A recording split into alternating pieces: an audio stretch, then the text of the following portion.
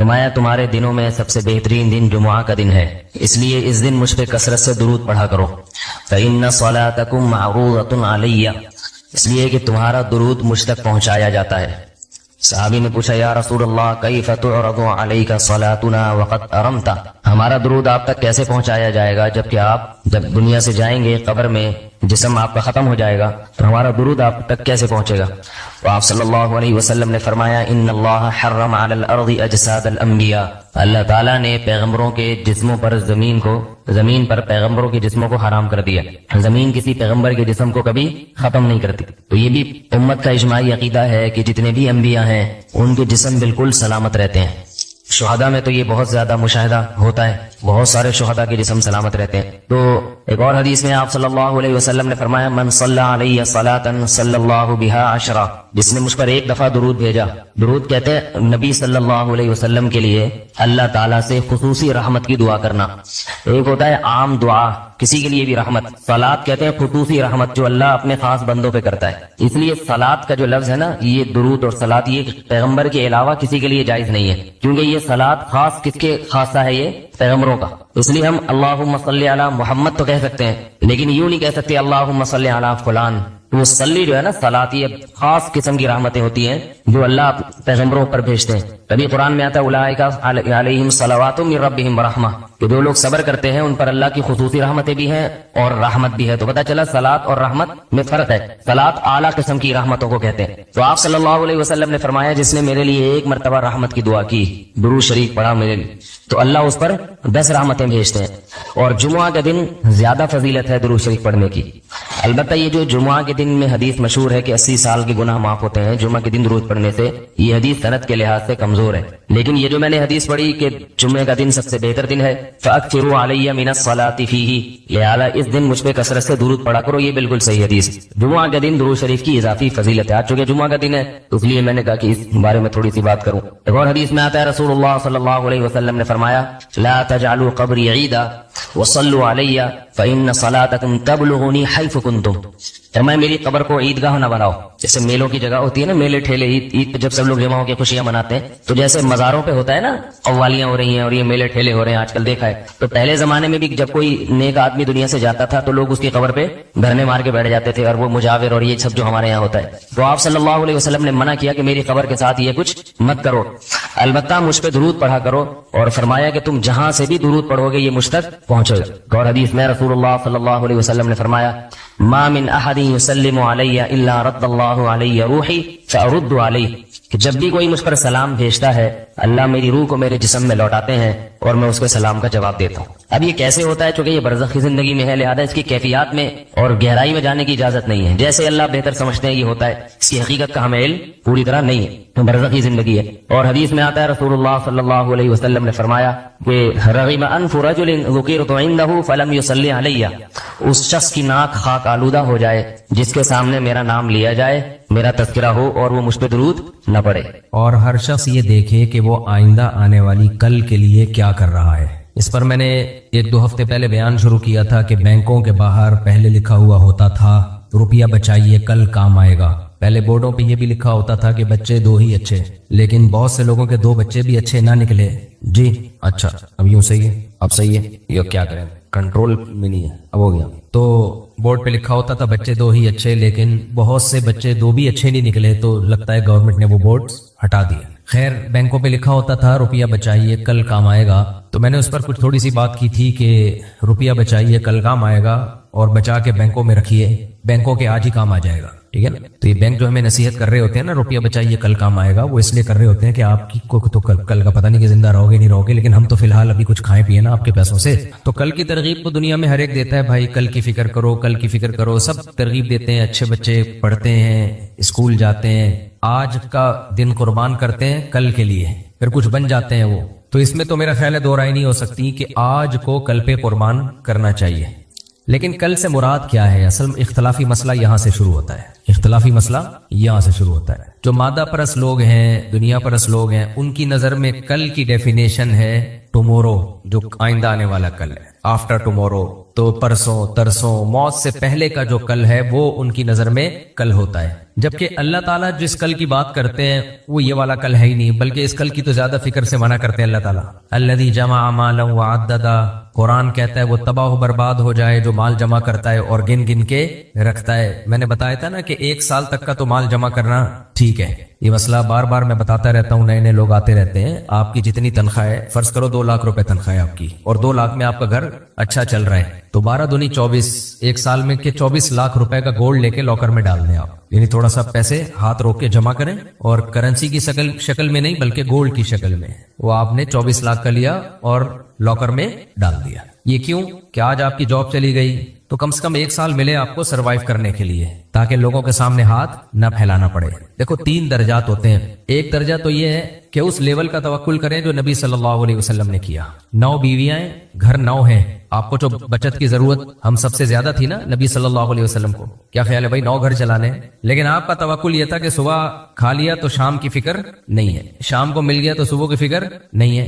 ये बहुत high level का तवक्कुल है जिसकी मुझे और आपको बिल्कुल भी इजाजत नहीं है। बात से बात निकलती है, क्या करूं, फिर टॉपिक चेंज होते हैं। दुनिया उसकी बात सुनती है जो आपको अहमकों की जन्नत में धकेलता है, बड़ी बड़ी बातें करता है। दुनिया की आदत है, जो ग्राउंड रियलिटी देखकर फैसले करते हैं, जमीनी हकीकत देख के आपको बात करते हैं। मिसाल के तौर पर कोई सियासतदान आए तकरीर करे आपसे वोट लेने के लिए, तकरीर का एक तरीका तो वो है जो मार्केट में चल रहा है, मैं ये कर दूंगा, मैं ये कर दूंगा, मैं 5 साल में गुर्बत का खात्मा, करप्शन का खात्मा, मुल्क में नोट छापने की मशीन बन जाएगा, डॉलर आएगा, हमारी एक्सपोर्ट बढ़ जाएगी, वगैरह वगैरह, ठा ठा सारे वोट ले जाएगा कि नहीं ले जाएगा। अच्छा फला भी चोर है, फला भी चोर है, फला भी चोर है, मैं सिर्फ ईमानदार हूँ, सब चोरों को लटकाऊंगा, मैं सबकी ऐसी की तैसी कर दूंगा, सबको ये कर दूंगा, किसी का पिट्ठू नहीं बनूंगा, जितने एस्टेब्लिशमेंट के पिट्ठू है, जितने भी वगैरह वगैरह है, सबको लटका दूंगा, और फिर मैं ये कर दूंगा, वो कर दूंगा, वगैरह वगैरह, जो दावे सबके ही चल रहे होते हैं, कोई मखसूस जमात मुराद नहीं है, तो लोग उसको वोट देते हैं। क्या ख्याल है? अब आप थोड़ी देर के लिए फर्ज कर लें सियासतदान सच बोलना शुरू कर दें,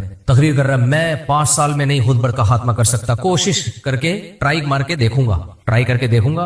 अच्छा मैं एस्टेब्लिशमेंट की गुलामी से निकल जाऊं ये मैं कंफर्म नहीं कह सकता, क्योंकि लाने वाले मुझे वही होंगे, उनकी चापलूसी के बगैर तो यहां तक भी मैं नहीं पहुंच पाया जो जलसे में आपके सामने तकरीर कर रहा हूं। तो सच बोल के अगर हो रहा है ना शुरू, सोचो क्या हो जाएगा कि जो आज इतना बड़ा जलसा हो रहा है ये भी उन्हीं की नवाजिश, उन्हीं की तरफ से थोड़ा सा छिड़काव हुआ था, तो मुझे भी मौका मिल गया, मैं भी थोड़ा सा आवाम में फेमस हो गया। तो मैं अब ऐसा नहीं है कि उनकी गुलामी से आपको एकदम निकाल लूं, हाँ थोड़ा सा कोशिश करूंगा कि जमहूरी तर्ज पे गवर्नमेंट चलना शुरू हो जाए, हल्की फुल्की किसी कोशिश ट्राई मार के देखता हूं। आप लोग दुआ करें, आप मेरा साथ दें। तालीम, हाँ तालीम को कोशिश करूंगा कि करप्शन का खात्मा हो जाए, लेकिन सिंध में बच्चों में गधों की जगह अस्तगफिरुल्लाह, यानी बहुत से स्कूल ऐसे जिसमें गधे है ना, मैंने तो तस्वीरें भी एक दफा फेसबुक पे शेयर की थी। अब जहां स्कूलों में गधे बंधे हुए हों वहां एकदम से मैं वो ऐसे साइंसदान पैदा करना शुरू कर दूं, ये पॉसिबल नहीं, तो 50 साल में भी नहीं होगा।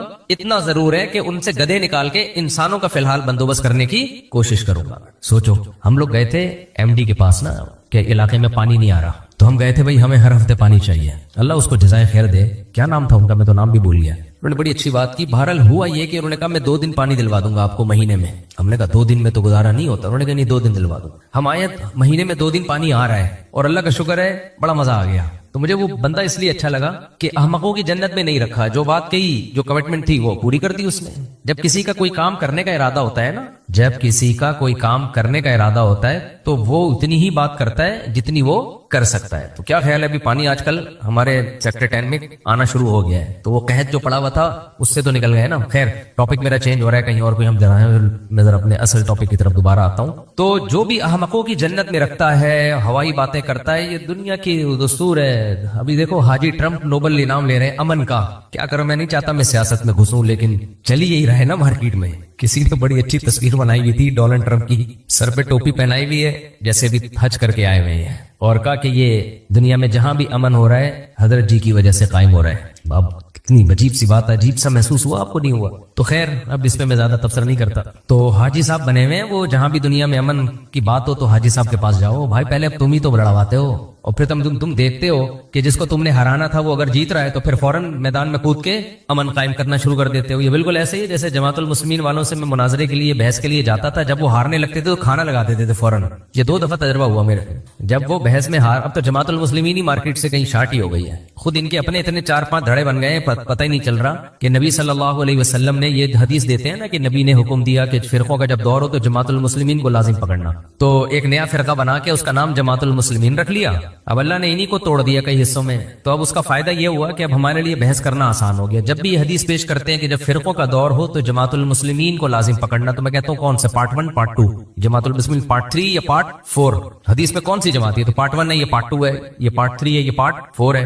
باطل زیادہ عرصہ چلتا نہیں ہے, یہ ذہن میں رکھو. ایک اٹھتا ہے دھوئیں کی طرح اور شولوں کی طرح, اس کے بعد بیٹھ جاتا ہے. تو یہ جو سوشل میڈیا پہ بھی مولاناؤں کی لڑائیاں چل رہی ہیں نا, اس میں دلچسپی نہ لیا کریں آپ لوگ, یہ سب بیٹھ جائیں گے خود بخود ہی انشاءاللہ. تو جو صحیح چیز ہوتی ہے وہ خود بخود چلنا شروع ہو جاتی ہے. اس لیے حضرت مفتی تقی عثمانی صاحب کا ایک بیان سنا تھا ہم نے, بڑی پیاری بات کی. انہوں نے فرمایا جتنے بھی باطل فرقے ہیں نا, ان سے زیادہ ٹینشن نہیں لینی چاہیے. یہ چلتے نہیں ہیں, اسٹیبل نہیں ہوتے, یہ چینج ہوتے رہتے ہیں. ایسا نہیں ہے کہ 100 سال پہلے کوئی فرقہ تھا تو آج بھی اسی حالت میں ہونا. وہ اتنا چینج ہو چکا ہے کہ اس کی اصل بنیادیں ہل چکی ہیں. جو اہل سنت والجماعت ہیں, جو مذاہب اربعہ کو فالو کرنے والے ہیں, جو حنفی, شافعی, مالکی, حنبلی, جو اہل سنت ہیں, وہ اب تک ویسے کے ویسے ہی چل رہے ہیں, صدیوں سے چل رہے ہیں, اور آئندہ بھی انشاءاللہ چلتے رہیں گے. باقی آپ دیکھ لو دائیں بائیں, ہر دور میں تبدیلی, ہر وقت تبدیلی, اختلاف, لڑائی جھگڑے, فرقے.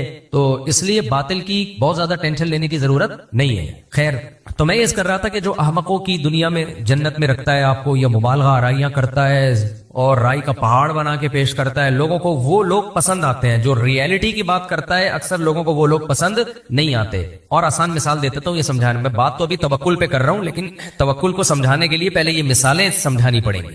آپ کہیں رشتہ لینے کے لیے گئے, لڑکی والے نے پوچھا کہ کتنی تنخواہ آپ کی, صحیح بتا دی تو امکان کم ہوتا ہے. کیا خیال ہے؟ لڑکی اپنی عمر صحیح بتا دے اور سب کچھ بتا دے, امکان کم ہوتا ہے. تو ہر جگہ غلط بیانی کی بیس پہ معاملات چل رہے ہیں. غلط بیانی, جھوٹ جھوٹ جھوٹ. کاروبار میں ایسے ہی, آپ دکان پہ مال بیچو تو صحیح بات کرو, تو لیکن یعنی صحیح بات کرو, مال نہیں بکتا آپ کا. جھوٹ بولو گے, گھماؤ گے, آپ کو وہ چیز بیچے گا, یہ کہے گا آپ کے لیے 100 روپے کی ہے. ابے آپ کے لیے کا کیا مطلب ہے؟ کیا جمشید کے لیے کوئی اور ریٹ چل رہے ہیں؟ ستار کے لیے کوئی اور ریٹ چل رہے ہیں؟ میرے لیے کیوں؟ وہ سب کو یہی کہہ رہا ہوتا ہے آپ کے لیے. میرے ساتھ تو ایسا ہوا ہے.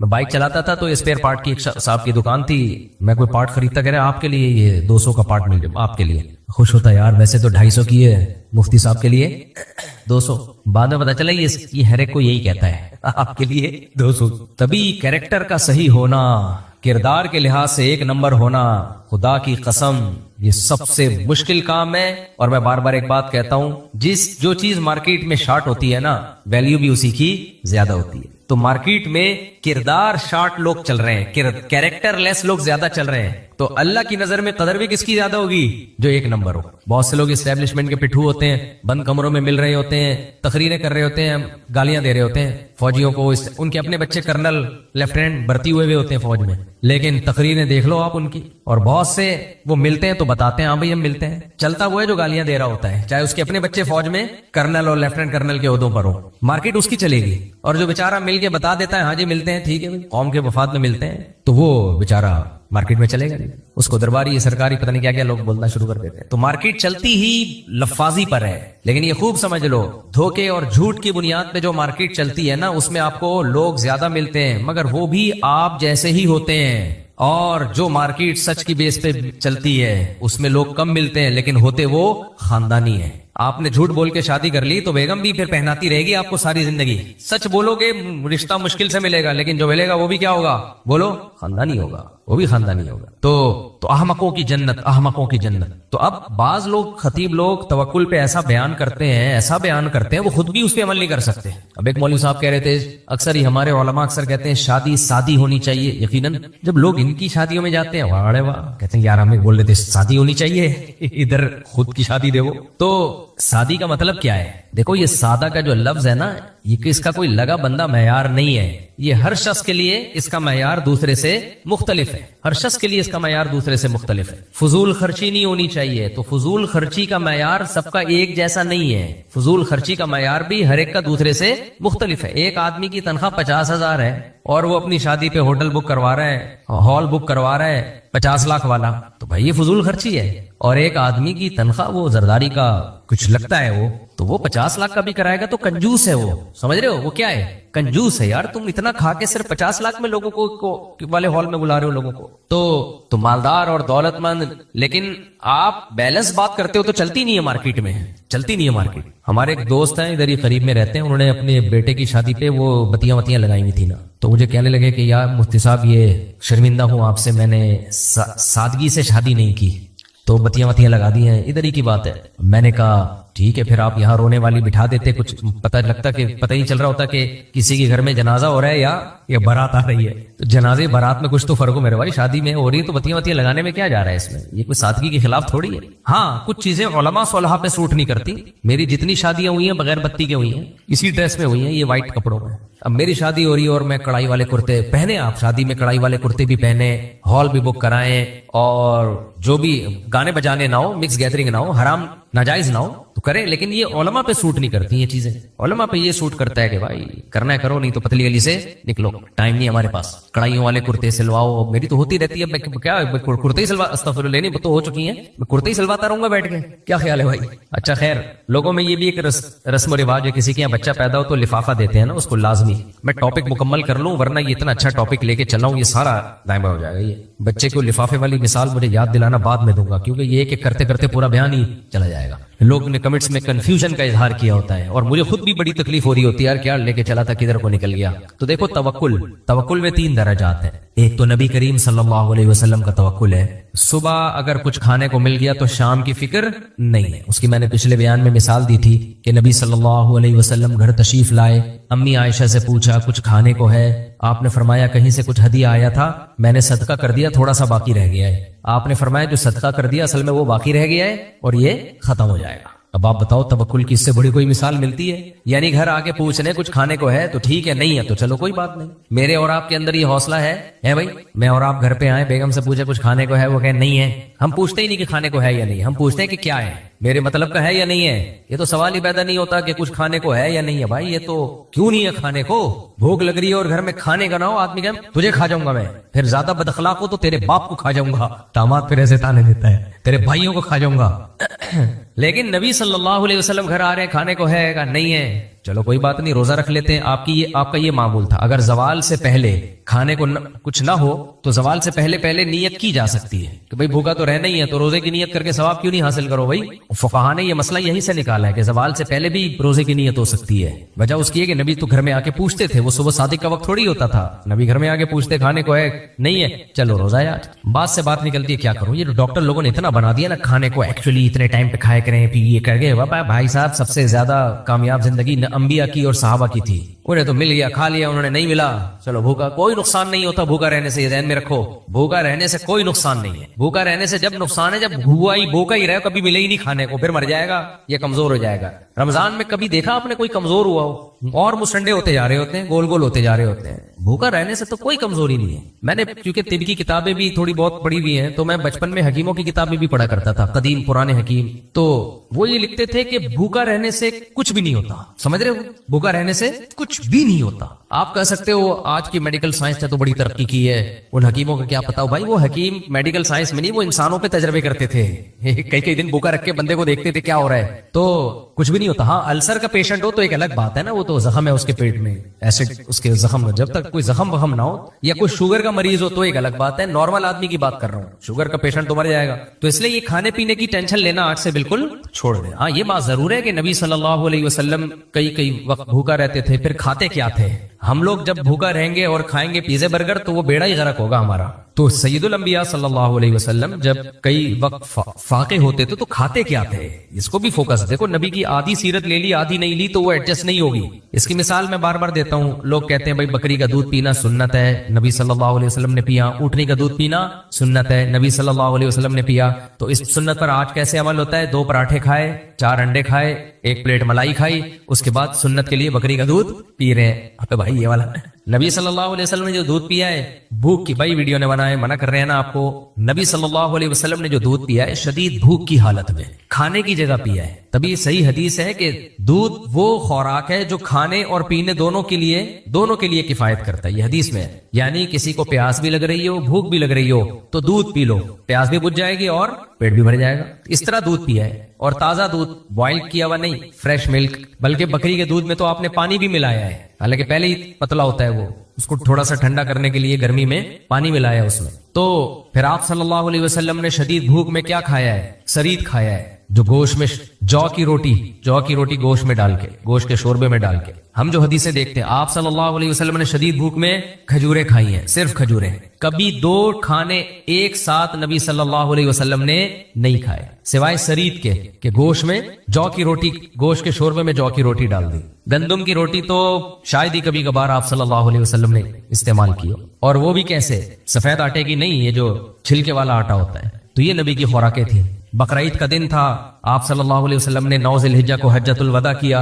10 ज़िलहिज्जा को जब आप सल्लल्लाहु अलैहि वसल्लम रमी से फारिग हुए, तो आपने साहब शदीद थकावट, आपको पता है हज में जब हम पहले दिन रमी से फारिग होते हैं, थकावट और भूख से हालत क्या होती है। अब तो भूख नहीं लगती लोगों को, क्योंकि जूस के डब्बे पीते हुए जा रहे होते हैं रमी करने के लिए। पेट को थोड़े दिन के लिए खाली रख के देखो मेरे भाई, ये भी इंसान है, इसको भी रेस्ट चाहिए, इसको भी आराम चाहिए। तो नबी सल्लल्लाहु अलैहि वसल्लम की शदीद भूख, हज के अरकान से आप फारिग हुए, फिर आपने साहबा से पूछा, अलैसा हादा यौमुन नहर, क्या ये कुर्बानी का दिन नहीं है?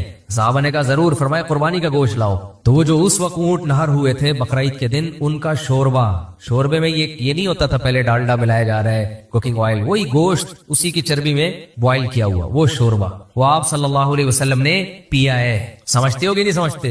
बकरीद वाले जब हम हज पे थे ना, तो ये हदीस जब हमारे सामने आई, तो उस वक्त मुझे इस हदीस को बयान करने में और सुनने में जो लज्जत आई है, ओहो हो, क्योंकि अभी भूख लग नहीं रही ना, और कुर्बानी का दिन भी नहीं है।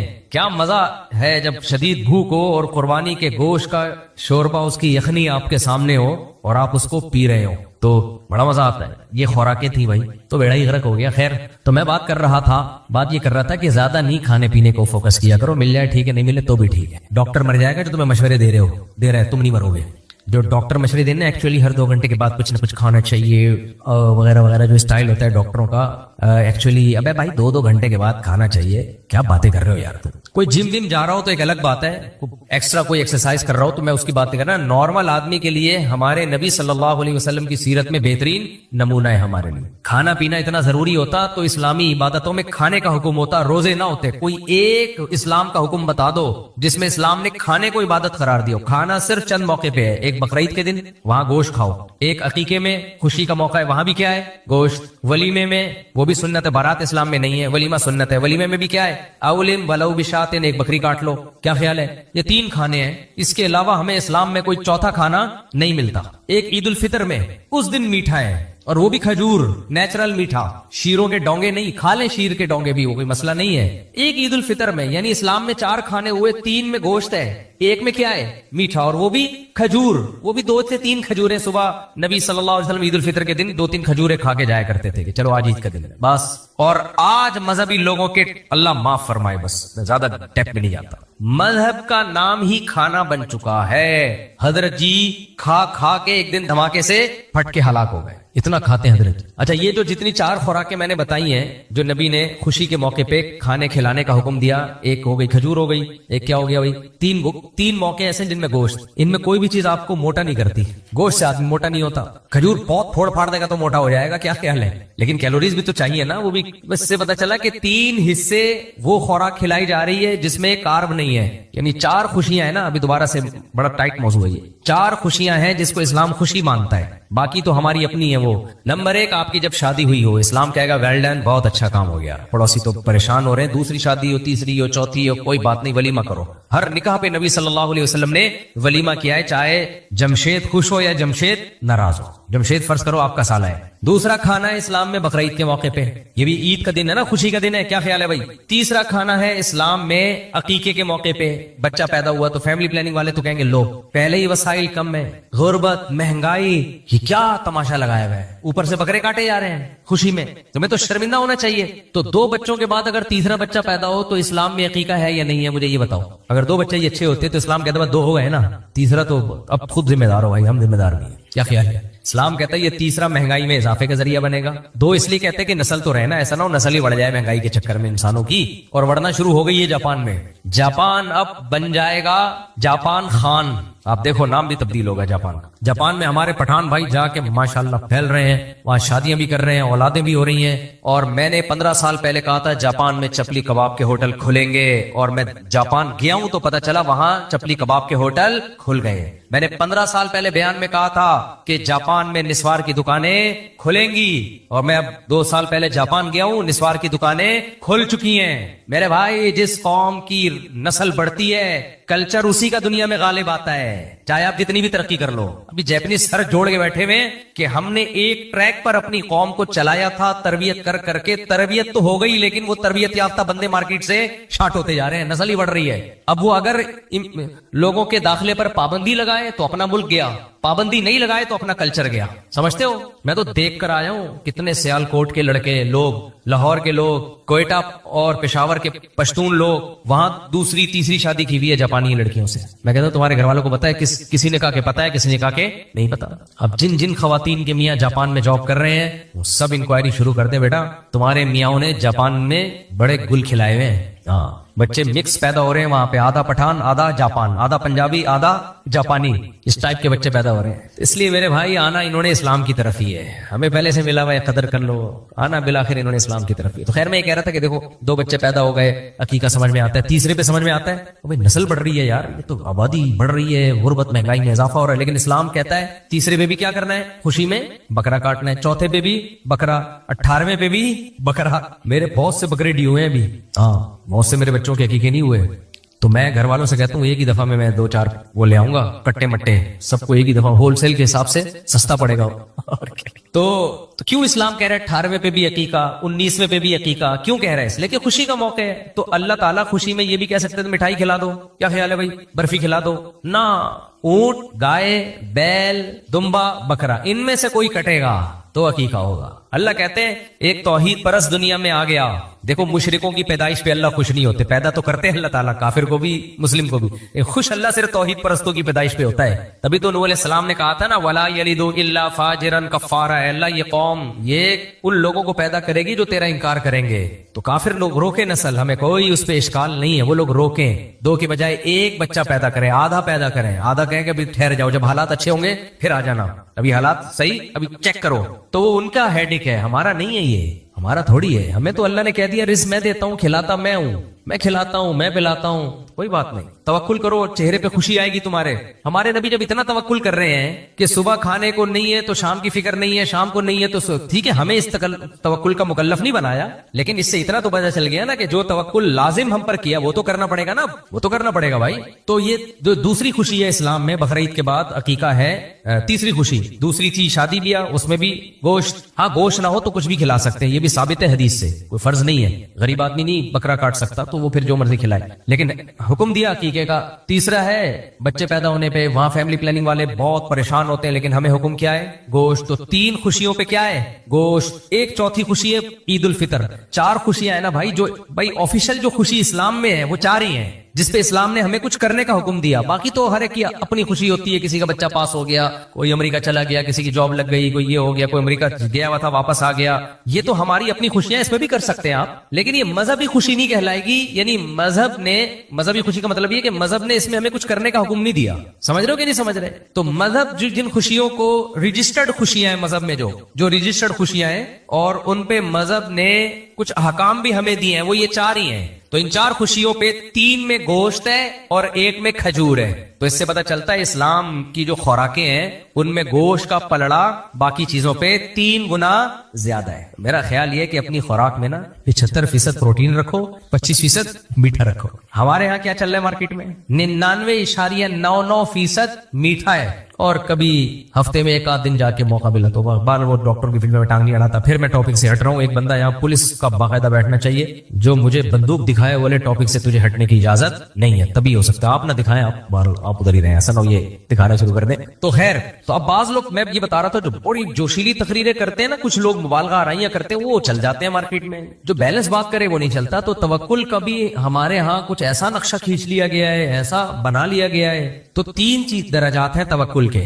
ایک تو نبی صلی اللہ علیہ وسلم کا توکل، اس میں تو بچانا کچھ ہے ہی نہیں، بلکہ کچھ تھوڑا سا آ بھی گیا وہ بھی صدقہ کر دیا تو اس میں بھی خوشی کا اظہار ہو رہا ہے کہ چلو آخرت میں ذخیرہ ہو گیا۔ میں اور آپ اس تکلف کے مکلف، اس توکل کے مکلف نہیں ہے، یہ نبی کے ساتھ خاص ہے۔ دیکھو ہمیں حکم دیا گیا ہے لقد کان لکم فی رسول اللہ اسوۃ حسنہ، تمہارے لیے تمہارے پیغمبر کی زندگی میں نمونہ ہے، جیسے جیسے پیغمبر نے کیا ہم نے فالو کرنا ہے۔ تو اصل حکم یہی ہے کہ نبی نے جو کیا ہمیں وہ کرنا ہے، لیکن چند چیزیں نبی کے ساتھ خاص ہیں۔ وہ حدیث سے پتہ چلتی ہے ہمیں کہ کچھ احکام اللہ نے اپنے نبی کو ہم سے ہٹ کے دیے، ان میں ہمیں نبی کی اتباع، نبی کو فالو نہیں کرنا، یعنی نبی کو فالو کا مطلب آپ کے عمل کو نہیں بلکہ قول کو فالو کرنا ہے، کیونکہ قول اور عمل میں جب ٹکراؤ ہوتا ہے تو بات کو فالو کیا جاتا ہے۔ تو نبی کی اتباع نہیں کرنے کا مطلب یہ نہیں کہ اتباع نہیں کرنی ہے، فعل کی نہیں کرنی، قول کی اتباع کرنی ہے، جو آرڈر دیا اس کو فالو کرنا ہے۔ جیسے نبی صلی اللہ علیہ وسلم صوم وصال رکھا کرتے تھے، آپ کا روزہ 24 گھنٹے کا ہوتا تھا، ہمیں منع کیا ہے، ہمیں غروب افطار کے وقت افطار میں جلدی کرنے کا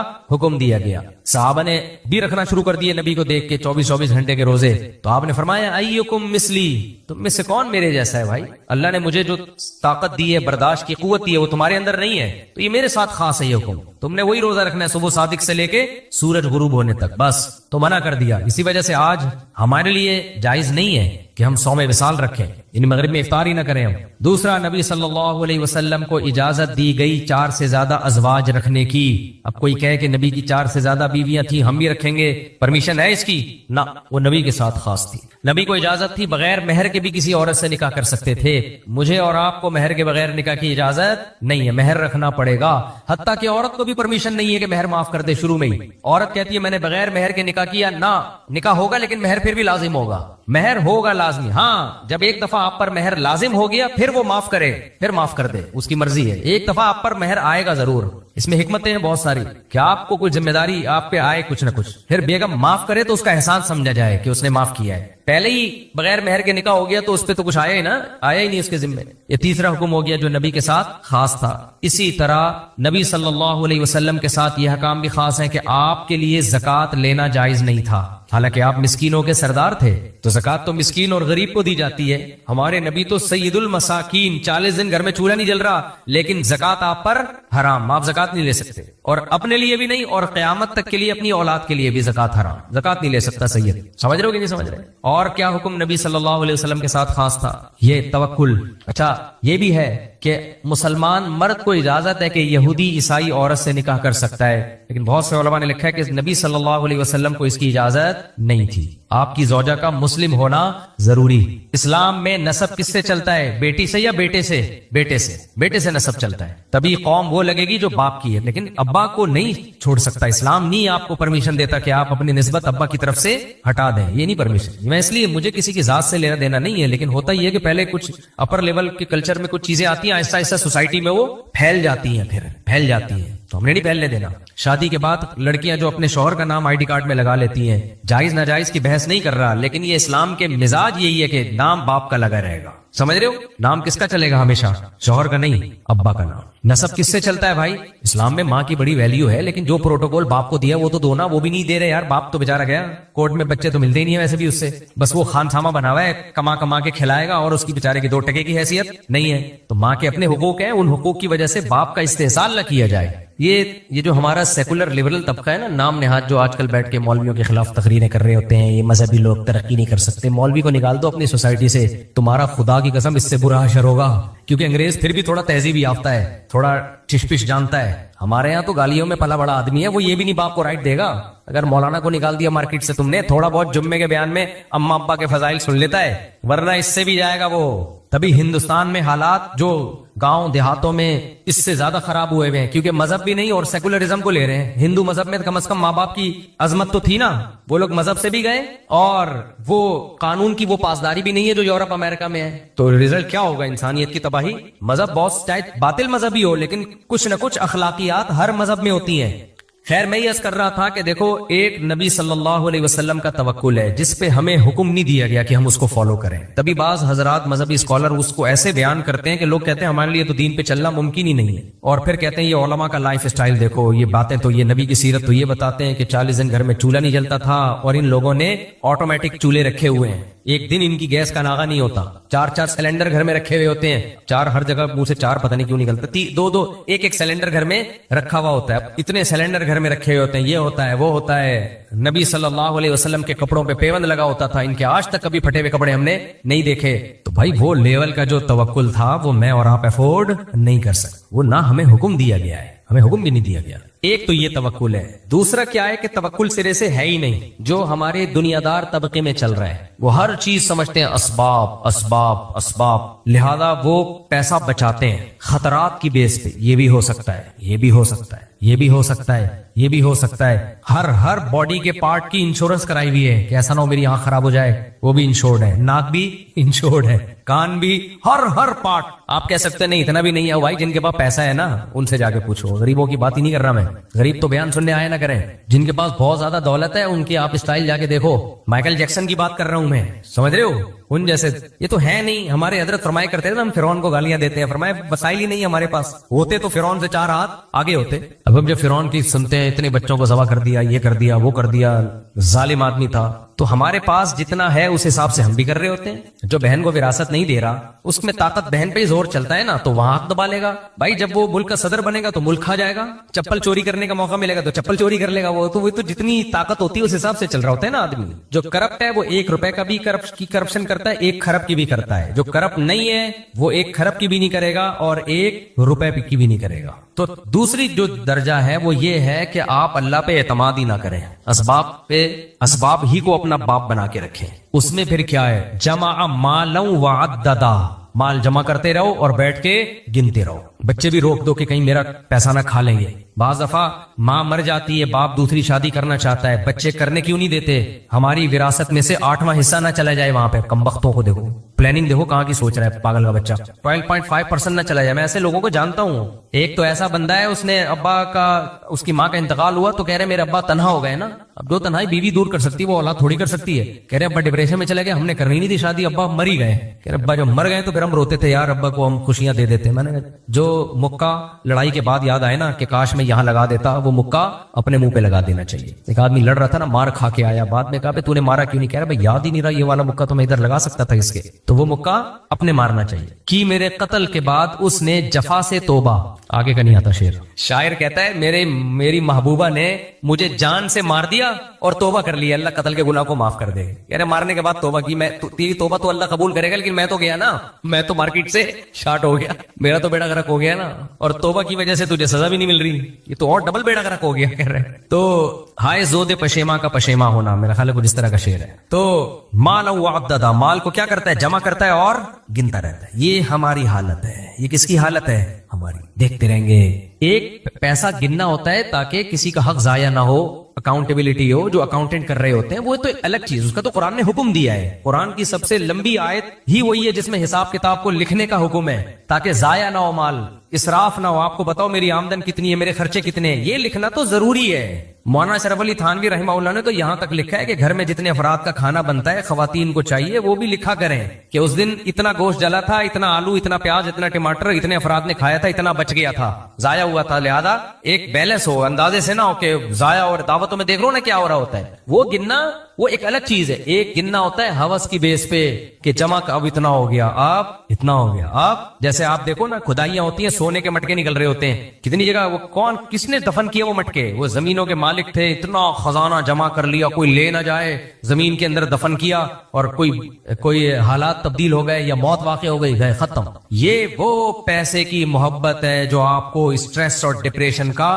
مریض بنا دیتی ہے, کنجوس بنا دیتی ہے, مکھی چوس بنا دیتی ہے. یہ وہ بخل ہے, کنجوسی ہے جس کی برائی سے قرآن و سنت بھرا پڑا ہے. مسلمان سخی ہوتا ہے. پہلے میں یہ ٹاپک مکمل کر لوں, پھر میں اس کو مزید ایکسپلین کرتا ہوں. تیسرا درجہ یہ ہے جس کا شریعت نے ہمیں حکم دیا ہے, جو سورہ بنی اسرائیل کی آیت میں ہے, لا تجعل یدک مغلولۃ الی عنقک ولا تبسطها کل البسط. کیا زبردست آیت ہے. نہ ایسے کنجوس بن جاؤ کہ اپنے ہاتھ گردن سے باندھ لو. جو بھی آ رہے ہیں, نہیں بیگم بول رہی ہے کہ اس دفعہ کچھ عید پہ اچھا کھلا دو, نہیں نہیں سالہ آیا ہوا ہے چائے بھی نہیں پلائی جا رہی, سمجھ رہے ہو.